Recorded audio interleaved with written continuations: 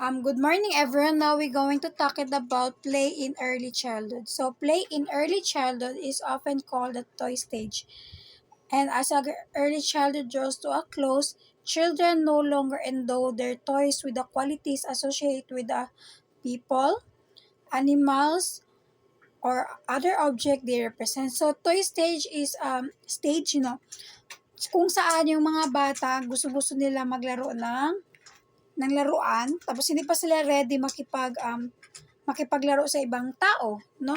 Ang role kasi ng toys no sa isang bata kasi it can stimulate the concentration level, it can enhance their attention and the memory. Early childhood draws to a close. So, habang lumalaki yung isang bata, pansin natin, 'di ba? As we can observe, no? Habang lumalaki yung mga bata na mas gusto nila maglaro na may mga kasama na sila. Hindi na sila masyado galaro na mapag-isa. Then, gusto nila may peers sila, may kalaro sila, lalo na kapag as a group. According kay Bruno, no, ah, ang paglaro ng ang paglalaro during childhood is a serious business kasi ito na yung importanteng contribution sa development ng isang bata during early childhood niya. Variation in play interest. So the play interest of the young children conform more or less closely to a pattern which is markedly influenced by their maturation, readiness for certain forms of play, and by the environment in which they are growing up. So, however, there are variation in this pattern. So, for example, yung high intelligence children, so they show a preference for dramatic play and creative activities and for books which inform rather than merely amuse. In their construction, they make more complicated and original design than the children who are less bright. So, dito, nakadepende kasi ito sa environment niya, sa nakapaligid, sa paligid niya na habang siya ay lumalaki. So, for example, kapag yung bata is matalino, mas prefer niya talaga mga books. Kasi, na-mold siya ng mga magulang niya na magbasa ng books kumpara sa ibang bagay. Mas na-amuse sila pag nagbabasa sila ng mga books. No? Mas gusto nila ma-challenge sila.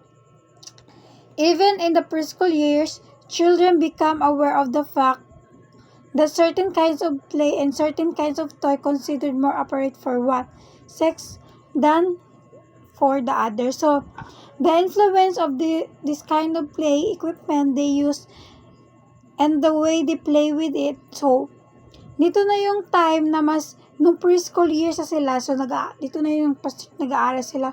So, mas aware na sila kung ano yung mga laruan. Siguro sabihin natin, ano yung mga laruan na pang lalaki or ano yung pang babae. So, boys are more aware than girls in the sex appropriateness of toys. So, boys also throughout early childhood show wider range of play interest than girls. So, ito na yung pansin kasi natin sa mga behavior, no? Kung i-observe natin, mas madali kasi mag-mature yung babae kapag sa laro kaysa sa mga lalaki.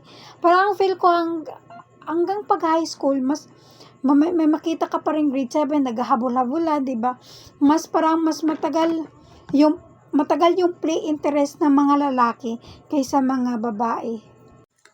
Motor skills, it encourage the children to engage in games and construction, while poor motor skills encourage them to devote their playtime to amuse. So children who are popular with their peers, they want to play more with other children, while those lack of social acceptance or enjoy only marginal acceptance are forced to the play most of the time. So creative children spend much of their playtime doing something original with their toys and play equipment, while non-creative children follow the patterns set by the others. So the more guidance children receive their play, the greater the variety of the play activities they engage and the greater enjoyment they derive from these activities. So, At kapag mapansin natin na sa mga creative children, mas bet talaga nila na original. Yung sa kanila, sila talaga ang nag-isip, sila talaga ang naggawa. Samantala kasi, yung mga hindi masyadong creative na mga bata, no, kung ano yung nakikita nila sa kasama nila, sa classmate nila, kung ano yung ginagawa nila, kung ano yung ginadrawing, ano yung, halimbawa, blocks sila, gagawa sila ng sand, or mga laro na pang educational. Kung ano yung nakikita nila, ginagaya yan nila. Kasi, bago sa paningin nila, siguro gusto rin nila matry kung ano yung ginagawa ng bata na isa na creative, di ba? Play patterns of early childhood. So, there are certain patterns of play are found almost nationwide among the children of preschool age, and these are the following. So, we have 6 in play patterns of early childhood. First, the toy play. It is the early part of this period. Play with toys is a dominant form of play. However, interest in playing with toys begin to lag somewhat towards the end of early childhood, as children no longer able to imagine that their toys having the living equalities they associate with them earlier. So, sa toy play, no, na period, ito na yung time na dominant pa yung paglalaro. Pero, habang lumalaki ang isang bata, doon na yung dahan-dahan na nawawala yung paglaro ng toys. Kasi ito na siguro yung time na nagkikipaghalubilo na siya. Siyempre, pag nasa preschool na, naga-kinder na, nasa nursery na, ito na yung time naghahalubilo na yung mga bata na mas bet nila makipaglaro sa mga kapwang bata nila, na nakikipagsalamuhan na sila. Hindi na sila yung maglaro ng toys na mapag-isa, kasi na-realize nila mas enjoy na makipaglaro with friends than ikaw lang mag-isa. Next is dramatization. So, at around age 3 children, dramatization consists of play with toys in a way that imitate life experience. So, dramatization, no? Ito na yung time na yung mga bata na mahilig mag-dramatize kung ano yung nakikita nila sa mga sa TV man or sa surroundings nila is ginagaya. For example lang nito, kasi ako mismo naka-experience nito nung bata ako, siguro ay hindi lang at around age of 3 but mga elementary, na nagagabahay-bahayan kami, kung ano yung nakikita ko sa loob ng bahay is ginagaya ko, nagaluto-lutuan, meron pa yung akong nanay, ikaw yung tatay, tapos may mga anak tayo, magluto-luto. Kung ano yung nakikita ng bata is ginadramatize niya. Next is construction. Young children make many things with blocks, sand, mud, clay, beads, paint, paste, scissors, and crayons. So most of their construction are imitation of what they see in daily life or on the movie and television. So in construction, yung mga bata, no, ito na yung time na, di ba, pansin natin bakit marami tayong makita ng mga blocks. Kasi gumagawa sila ng mga, kung ano yung nakikita nila sa paligid, ginagawa nila in a form in block. So, for example rin, kung maligo tayo ng dagat, gusto nila gumagawa ng castle made from sand. Bakit? Kasi nakita niya sa pinapanood niya na Barbie in the Castle, di ba? Gusto niya rin na may gumagawa rin siya ng sarili niyang castle, di ba? So, next game. So, during the 4th year, children became to prefer games played with peers to those played with adults. So these games can have any number of players and involve a new rule. So ito na yung time na mas bet ng mga bata na makipaglaro ng kasing edad nila kaysa sa mga adults. Kasi 'di ba, nung mga bata pa talaga tayo, syempre yung tayo mag-isa maglaro is lagi natin kalaro yung matanda, kulay magbahay-bahayan, kunyari, di ba? Kapag wala mga kalaro or hindi pa tayo siguro nag-aaral, no?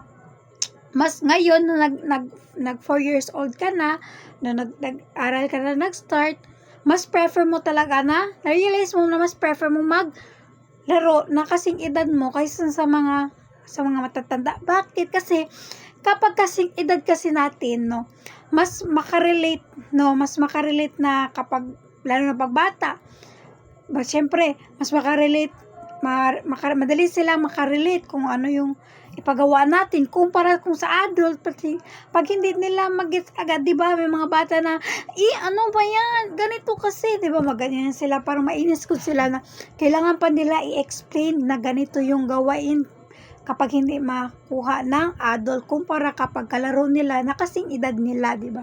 So next is reading. The young children likes to read to and to look at the picture in the books, comics, fairy tales, stories, nursery rhymes, and stories about the animal and everyday occurrence and special episodes. So reading. So yung mga bata, mahilig sila magbasa, no? Especially ng mga books na may pictures. Kasi, bakit? Kasi for me, as I can observe maalala ko yung during early childhood ko, no?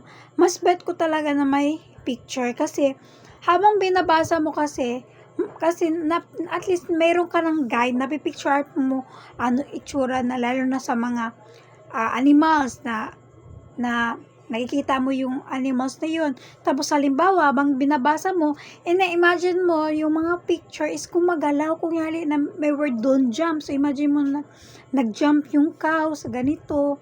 Mas entertainment siya sa mga bata kumpara kung walang picture. So next, movie, radio, and television. So most young children attend movies infrequently, but they do like cartoons, movie about animals, and home movies of the family member. They like programs meant for older children as well as this aim at the preschool. Ito na yung time yung mga bata mas bet nila manood ng mga madalas na manood sila ng mga movies, ng mga cartoons about movies ng mga animals kasi mas na-entertain sila, no? Mas kumbaga masaya sila pinapanood kasi gumagalaw yung mga characters, and bet din nila manood ng mga programs na meant for older children as well those aimed the preschool. So ito na yung mga programs, lalo na yung mga knowledge, yung may meron tayo dati, di ba, mga 2000s na mga knowledge channel, andun yung mga about ginaturo may channel na nagaturo sila sa mga bata na about vocabulary, mga experiment, mga math, mga basic math. So, mas bet nila yung ganyan kasi sa sunod kasi mapapag-aralan nila, at least habang napapanood nila yon, parang feel nila may advanced knowledge na sila na magagamit nila kapag mag-preschool na sila, mag-aral na sila. Moral development in early childhood. So, moral development in early childhood.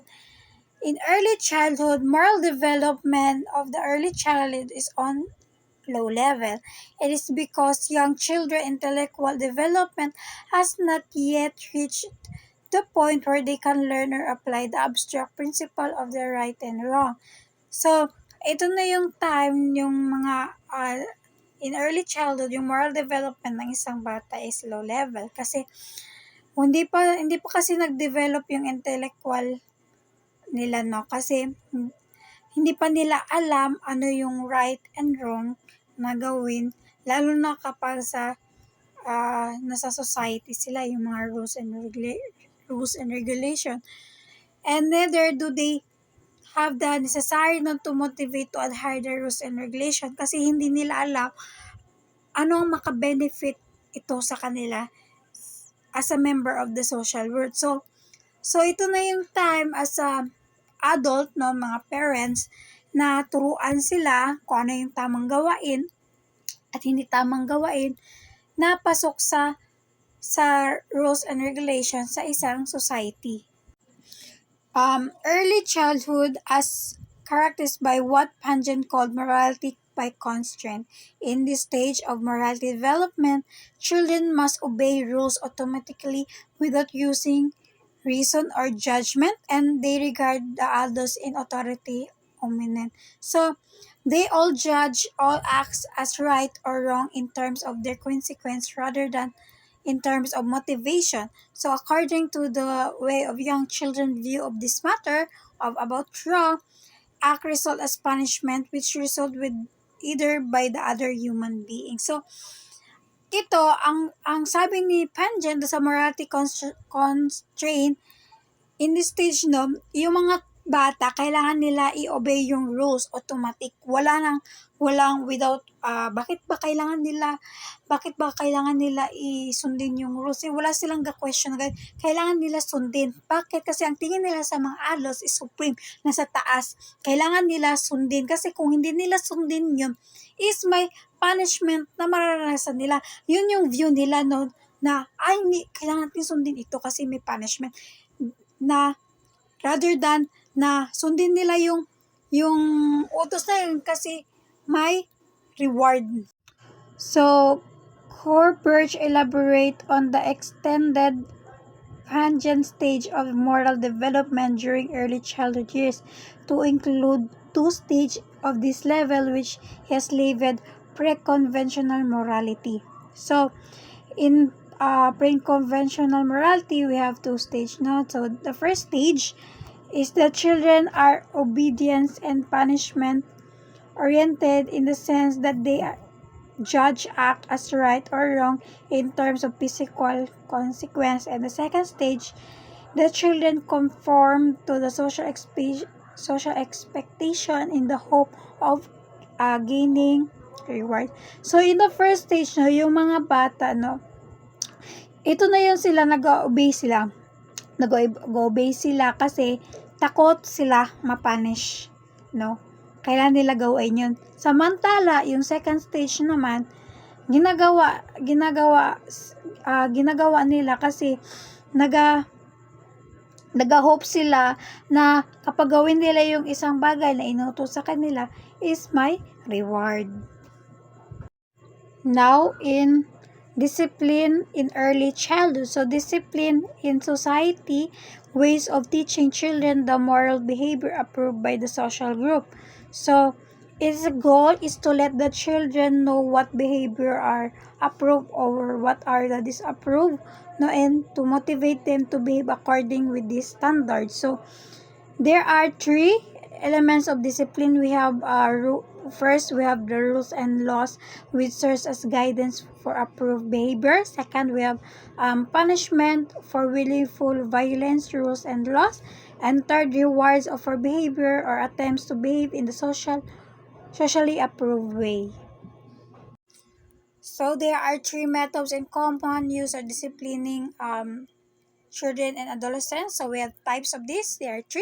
So authoritarian, permissive discipline, and democratic discipline. So first, we're going to tackle about the authoritarian discipline. So in authoritarian, it is about establish the rules and to inform the children that they are expected to abide by them. So ito na yung type na discipline na walang yung mga bata, no, kailangan nila sundin yung ano yung inuutos without giving them opportunity to express their opinions, no, or fairness, no. Hindi ginapakinggan yung side nila, kung ano yung gusto nilang sabihin, kung halimbawa inuutusan, no. Kasi kapag hindi nila sundin yung inuutos, no, or ano yung rules na yun, is ang kapalit niyan is punishment agad. Yun na yung sa authoritarian discipline. Next, we have permissive discipline. So, in permissive discipline developed as revolt against the authoritarian discipline, many adults had been subjected to their own childhoods. This type of disciplinary technique was that children would learn from the consequence of their acts how to behave in a social approved way. So, consequently, they were not taught rules. They were not punishment for willful breaking of rules, nor were they rewarded by behaving in the social approved way. So, ito ang permissive discipline, ito na yung time na minsan, no, na nakaka-experience yung magulang na nag-rebelde yung mga anak nila pag napuno, no, sa isang bagay na ayaw nilang gawain.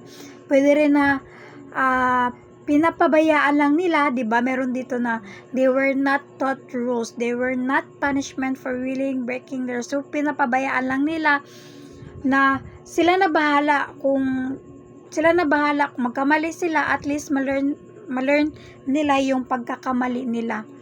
And halimbawa, for example, no, letting your child to do chores whenever they only feel like it, and they were not scolding them when they postpone or forget to do it. So pinapabayaan lang sila kung ano lang yung gawain nila, ganun. May mga ganun kasi na mga discipline, no? Kaya kapag maglaki yan sila, yung mga permissive, minsan nagiging selfish yan sila. Next, a democratic discipline is a principle that emphasizes the rights of the children to know why the rules are made and to have the opportunity to express their opinion if they believe a rule is unfair. It attempts that made to have children to attempt the meaning of the rules and the reason of the social group expect them to abide by them. So, democratic. So, may kalayaan sila i-express yung opinion nila sa isang bagay, lalo na kapag unfair yung treatment, kumbaga. And dito rin yung time pinapaintindi natin sa bata, no, yung mga meaning ng mga rules, kung bakit pa nila sundin ito, lalo na sa society, no. Kailangan ipaintindi yung mga rules and regulations sa mga classroom, no. Tapos kasi magtanong kasi yan sila, bakit natin sundin? Ano ba ang maka-benefit? No? Maka-benefit kung sundin natin yung mga rules. Kasi yung mga bata kasi, no, mahilig yan sila mag-express ng opinion nila. Kumbaga, mas better nga na ma-express nila yung opinion nila kasi nagde-develop din ito, no, sa paglaki nila. We have effects of discipline on young children. So we have 3 effects on behavior, on attitude, and on personality. So we're going to discuss the effect on behavior. Children of permissive parents become selfish, disregard the rights of others, and they are aggressive and unsocial. Those who are subjected to strict authoritarian training are overly obedient in the presence of others but aggressive in peers relationship.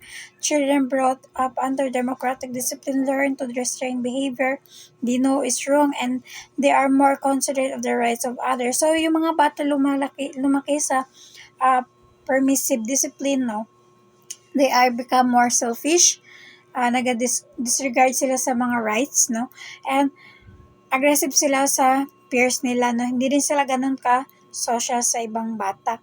Yung mga bata naman na lumaki sa authoritarian training, overly obedient sila, masunurin sila pag sa mga adults, sa mga parents nila. Pero aggressive sila sa kasing edad nila o sa peer relationship kasi parang ito na yung time na siguro malabas nila yung totoong feelings nila, yung mga opinion nila sa kapag kasing edad nila, doon nila malabas. Parang doon yung totoong kulay. Kaya siguro sa mapansin natin, no, syempre, iba yung ugali ng mga bata pag nasa bahay, iba yung ugali ng mga bata sa school. Kaya yung mga ibang parents, no, kapag halimbawa mag-guidance yung isang bata dahil may nagawang mali na syempre, pag pumunta yung parents, in-explain ng teacher, then magulat yung parents na hindi naman siya ganito sa bahay, di ba? Malay mo, yun yung totoong ugali niya sa school kasi magkakaiba talaga yan para may, kumbaga may persona, no? Next is children who are brought democratic, they learn how to restrain behavior kapag mali. And they are more considerate sa opinion ng iba, gina-acknowledge nila kapag may opinion yung mga iba kasi syempre, sa democratic kasi kapag lumaki ka, meron kang free na i-express, may free ka na itanong, i-question yung mga rules and regulation, no? Effects on attitude. So children whose parents are either authoritarian or permissive tend to resent those in authority. The attitude formed as a result of child training method tend to become generous to spread to all persons in authoritarian positions. So children whose parents are either authoritarian in the form case that they feel have been treated unfairly. There are latter case they feel their parents should give them a warning, bigyan ka ba't kailangan feel nila kailangan bigyan din sila ng parents nila ng warning na hindi lahat ng adults na nag-a-accept ng undisciplined behavior. While sa democratic discipline naman, it can lead to temporary anger pero hindi naman siya resentment. Next, effects on personality. So the more physical punishment is used, the more likely the child is to become sullen, obstinate, and negative. So this result the poor personal and social adjustment. So which are also characterized the children they are brought up by the permissibly. So dito na yung time kapag lagi natin pinapunish yung mga bata through physically, lagi yan sila nagatampo, no? Hindi rin, mahina rin sila sa personal, sa social adjustment to kapag makipagsalamuha sila. So, we have child misdemeanors. So, misdemeanors is a mild form of breaking rules or misbehave that are common during preschool years. So, is one of the reasons why the young children regarded as troublesome and why they are said in a state of disequilibrium, no? Ito na yung mga bata na mahilig gulo. No? Meron kasi tayong 3 common cause of misdemeanors during early childhood years. So first, we have young children may misbehave due to ignorance of the fact that their behavior is disapproved by the social group. So, ito na yung sila yung mga wala silang guidance sa parents nila. They may have been told what a rule is, no? But they have forgotten it, or they may not understand all the different situation that the rules applies, no? For example, no? Halimbawa, no, mali naman talaga na mag-possess ng or magkuha ng bagay sa ibang bata kagaya ng laruan, candy, pera, pero hindi kasi nila gina-associate yung cheating, no, in other person work is na form na yun siya ng stealing. Parang hindi nila alam pa ano yung pinagkaiba, kumbaga, no, na mali nga magkawat ng mga toys candy, pero hindi nila alam na yung cheating pala, yung pagkuha ng mga mag-cheat, magkopya sa ibang bata is mali rin pala, no? Kailangan nila talaga ng guidance na ipaintindi sa kanila na yung dalawang bagay na yan is mali kapag nasa school ka. Second, many young children learn that willful disobedience of minor sort will generally bring them more attention than behavior. So, children who feel that they are being ignored may misbehave in the hopes of gaining the attention of others. So, yung mga bata na ginagawa nilang gahanap silang paraan para makuha yung attention in a bad way. So, halimbawa, maghanap sila ng gulo para makuha nila yung attention ng magulang nila sa kanila, no? Kasi may mga iba kasing parents na halimbawa, pag halimbawa may reward yung bata, parang hindi nila, very good na nakakuha ka ng reward. Wala silang, hindi nila binibigyan ng pansin na ganyan. Mas binibigyan nila ng pansin kapag may nagawa silang mali or gulo. So, ano na lang effect nun sa bata, di ba? Naisipin, mas makuha ko yung attention ng magulang ko or ng adults pag gumawa ako ng gulo. Kaya, kapag kailangan ko ng attention, hahanap ako ng gulo. Ganun yung dating. So, third is, boredom may be responsible for much misbehavior during years of early childhood. It is a case of idle hands getting into mischief. So, when young children have little to occupy their time and attention, they want to stir up some excitement just bored teenagers often do. So kapag boring kasi yung mga bata, they have, parang maraming tumatakbo yan sa isip nila na gusto nila na, parang marami silang time na mga kabulastugan, kumbaga, no? Kasi free sila, hindi sila busy, no? Kasi kapag busy yung bata, is mawala yan sa isip nila kasi busy kasi may marami silang ginagawa. So, hindi nila yan maiisip. So, kailangan bigyan natin talaga ng mga task yung mga bata, no, para mabisi at maiwas yung mga gulo. Para maiwasan nila gumawa ng gulo. Yun siya. Now, we're going to talk about the common interest in early childhood. So, some interests are almost universal among young children in American culture today. So, we have five interests: interest in religion, interest in self, interest of human body, and interest in clothes. So, we're going to talk about the interest in religion.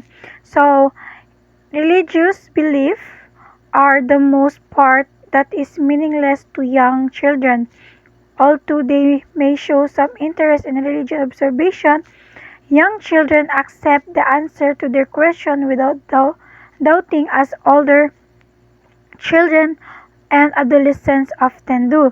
The religious concepts of young children are realistic in the sense that they interpret what they hear and see in terms of what they already know. Throughout early childhood, the interest in religion is egocentric. The egocentrism of religion in early childhood is best illustrated by the young children's attitude towards the Christmas. So, in interest in religion, kung ano lang kasi yung nakikita ng mga bata, lalo na yung religious concept of young children, are realistic in the sense that they interpret what they hear and see in terms of what they already know. To them, no, for example, no, see God is a man who wears clothes differently from the clothes of the other people. They know who has flowing white beard and long white. So they accept what they've been taught, namely that God is all knowing or all powerful and watcher siya, who observes what people do and punish them if they do bad things, but is kind and merciful to those who are try to be good. To young children, angels are men and women while white wings, and heaven is a place where they human wish to gratify. So sa mga bata kasi, pag sinabing religious kasi, for them, they think na kapag may ginawa kang kasalanan, di ba, lagi natin ginasabi sa mga bata, magpakabait kayo kasi lagi tayo tinitingnan ni God, no? Na yan yung nagtatak sa isip nila na kahit magsinungaling tayo sa ibang tao, alam yan ni God. So parang isipin na kasalanan na magsinungaling tayo, mga ganun. Tapos nagiging egocentrism sila of religion in early childhood is the best way by young child attitude toward Christmas. Kasi during Christmas, naging egocentric sila kasi, di ba, egocentric, so I mean center, sarili mo yung parang sarili mo lang yung ginaisip mo, parang ganun siya ba. So, ang iniisip din nila kapag Christmas is si Santa Claus. Kapag si Santa Claus, di ba, pag-isipin natin, no, nung bata tayo, pag yung nag-celebrate, lalo na among Catholic, di ba? Pag-isipin natin si Santa Claus, syempre, masaya tayo kasi sabi nga nila kung magbitay tayo, magsabit tayo ng medyas, meron tayong kapag magpakabait tayo, 'di ba? Ganun 'yan, pag magpakabait tayo, magbigay si Santa Claus sa iyo ng mga pagkain, yung ano yung hinihiling mo, ibigay ni Santa Claus. Yan yung nasa isip nila kaysa yung pag-celebrate ng birthday ni Jesus Christ. Tapos nagtataka tayo, 'di ba? Meron kasi ako, i-share ko lang ito kasi during Christmas kasi yun nung bata ako, naghahiling kasi siyempre ako nagbitay-bitay din ako ng medyas.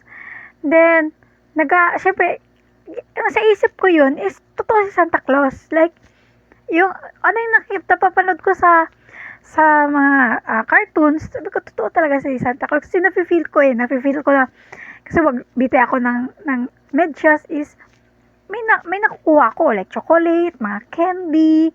Tapos one time kasi ito may nangyari na nagbitay ako na sabi ni ng nanay sa mama ko na matulog daw ako ng hapon. Sinunod ko, natulog ako ng hapon. Then pagising ko, kada umaga, kada gising, ginacheck ko talaga yung medyas. Tapos pagtingin ko, sabi ko hapon yun siya. Dapat diba si Santa Claus gabi, tapos pagka umaga, dapat din may laman. Pero yung nangyari kasi hapon, tapos nagkap ako, may 20 pesos. Sabi ko, wala hapon, nandito si Santa Claus, ganyan sa isip ko. Then, doon ko nalaman na, syempre, pag adult na, di ba, pag matanda na, yung Santa Claus pala natin is yung mga parents natin. So, sila yung nagabigay ng mga gifts kapag maging mabait tayo, o sinusunod natin yung mga utos nila, mga ganun good. So, yun. Now, interest in human body.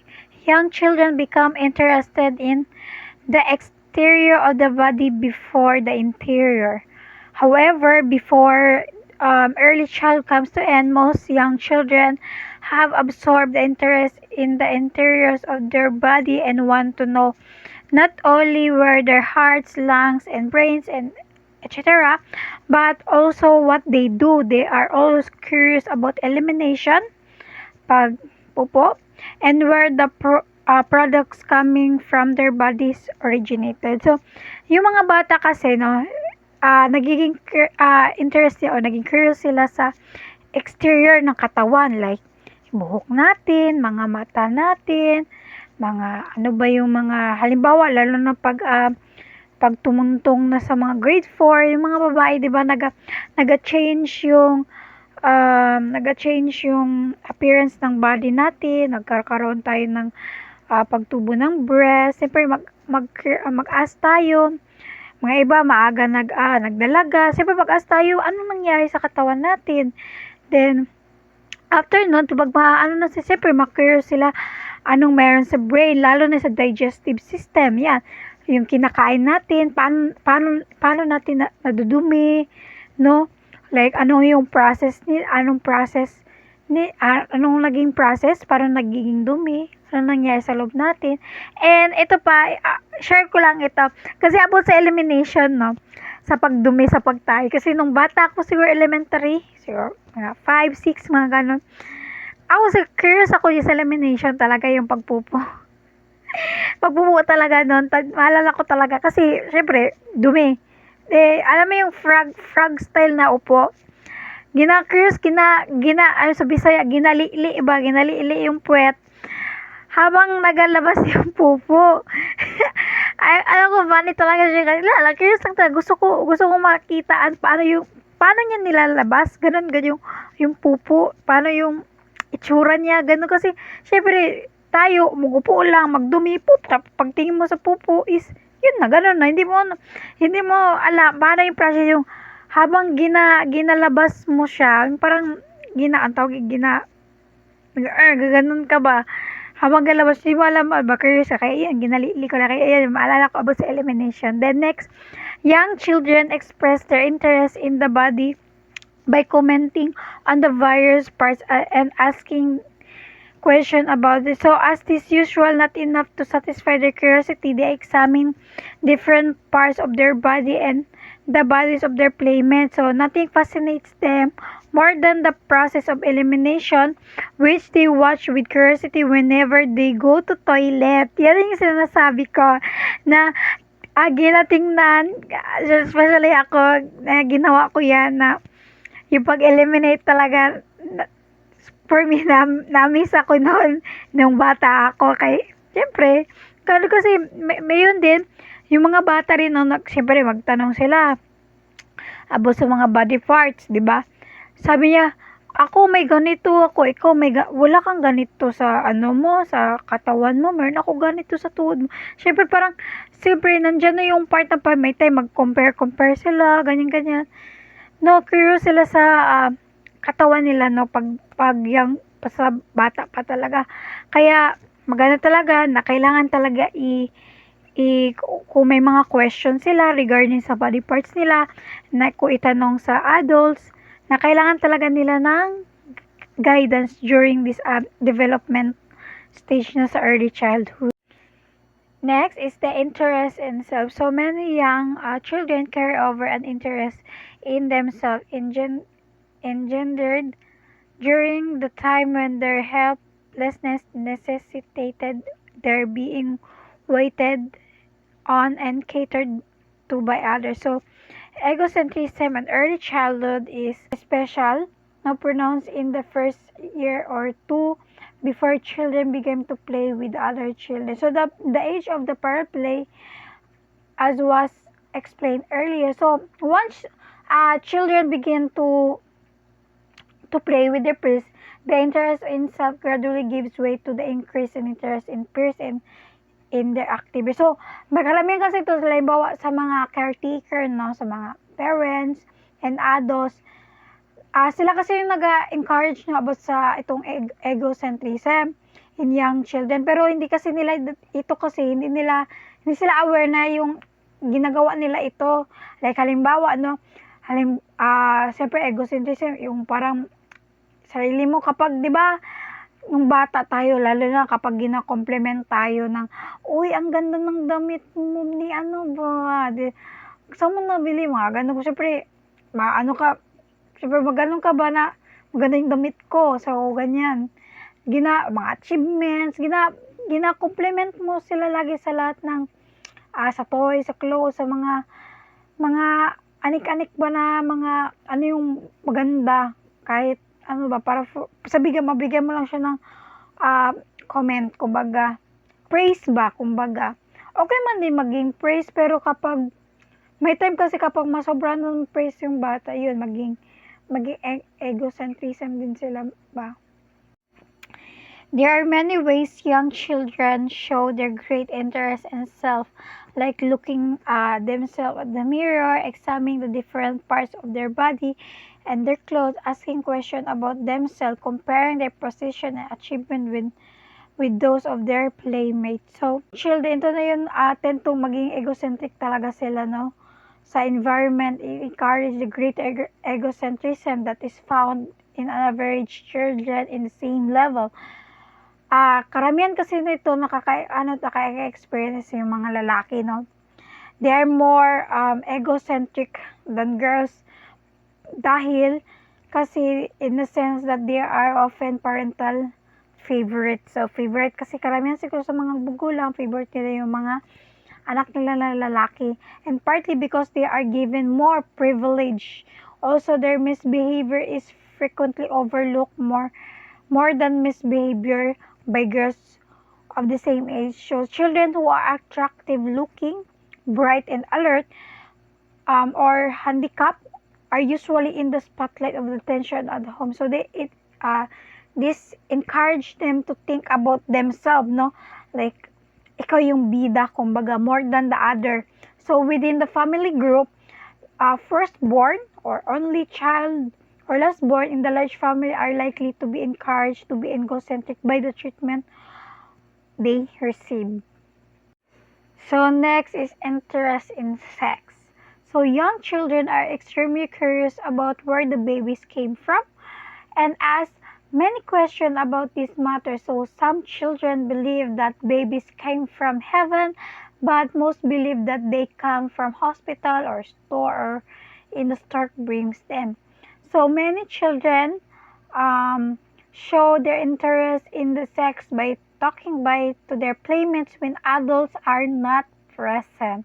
So by looking at the picture of adult men and women in the amorous pose, or by engaging in sex play with member of their own sex or the opposite sex, and by masturbating. However, because many parents regard sex play and masturbation is unhealthy, if not actual wicked, such activities are usually carried out in private. So, interest in sex sa mga bata, no? Kasi, syempre, may mga young children talaga na curious sila na nagtatanong talaga sila na sa nanay nila, like, Mami, saan ako galing? Alam, hindi mo naman sabihin na nanggaling ka lumabas ka sa puwerta, ganun, di ba? Minsan, sinasabi talaga natin na gibigay ka ni God So, paano ako ginawa? Dahil dahil love namin ni mama at ni papa mo, kaya nagawa ka. Di ba mga ganun pa. Ako, nung bata ako, sa akin na from experience, ang pagkaisip ko talaga, nanggaling talaga ako, lumabas ako sa puwet. Actually, yun talagang nasa isip ko. Then, sometimes, minsan naiisip ko, kasi sa mga cartoons sa papanood ko na, alam mo yung, yung ibon na may dalang lampin na may loob na may baby. O yun yung iisip ko, yung cartoon sa door to door ng mga ibon para bigyan ng baby bawat family na walang anak. Di ba ganun siya? Yan yung nag-isa sa isip ko rin na baka ganyan dun kami nanggaling. Pero sa akin talaga, galing ako at lumabas ako sa puwet. Pero, hindi naman kasi ako during nung bata ko, hindi naman kasi talaga ako curious kung paano ko ginawa or what. Basta, ang pagkaalam ko lang talaga, lumabas ako sa puwet. Yun lang. Then, next is interest in clothes. So, young children have little interest in their appearance, whether they are clean or dirty, or sloppy, or well-groomed ba sila. But they do have a strong interest in clothes. So, young children are interested in clothes in general. They are especially interested in clothes that other will see, no? The focal point of the child's interest on use of the garment is color or ornament. So, sa interest in clothes, syempre, yung mga bata pag may makita silang bago lalo sa paningin nila na mga damit, syempre mainggit din sila and concerned din sila kung malinis sila, mabango ba sila, lalo na yung mga bata na yung mga kindergarten, mga ganun, di ba, na nakakatali yung mga buhok nila. Syempre kung makita nila sa mga playmate nila na maganda yung tirintas, mga ganun, maraming mga luloy sa buhok, syempre mainggit din sila, di ba? Like mag-request din sila sa mami nila na nagawaan din sila ng ganun na buhok. Then they especially interest in clothes that other will see. So for example, people outside of the family will see their sweaters, coats, shoes, dress, well, only family member are likely to see their pajama in the bedroom. So gusto nila rin na kapag gusto nila na, halimbawa, 'di ba, kapag may, imagine mo kapag bata ka, 'di ba, kapag may maganda kang dress, 'di ba? So, kapag maganda yung dress mo, marami kang makuhang compliment. Like, 'di ba? Like, ang ganda, kaya pakinggan, ay, ang ganda ng dress mo, mga gano'n. Kahit adults, 'di ba? Kapag mag-compliment tayo sa kapwa natin, girl, 'di ba? Na kung maganda yung makeup niya, maganda yung damit niya, maganda yung shoes niya, 'di ba? Syempre, okay, thank you for your compliment. Di ba, sarap pakinggan, kumbaga, no? And that is all my reporting. So, thanks for listening, everyone.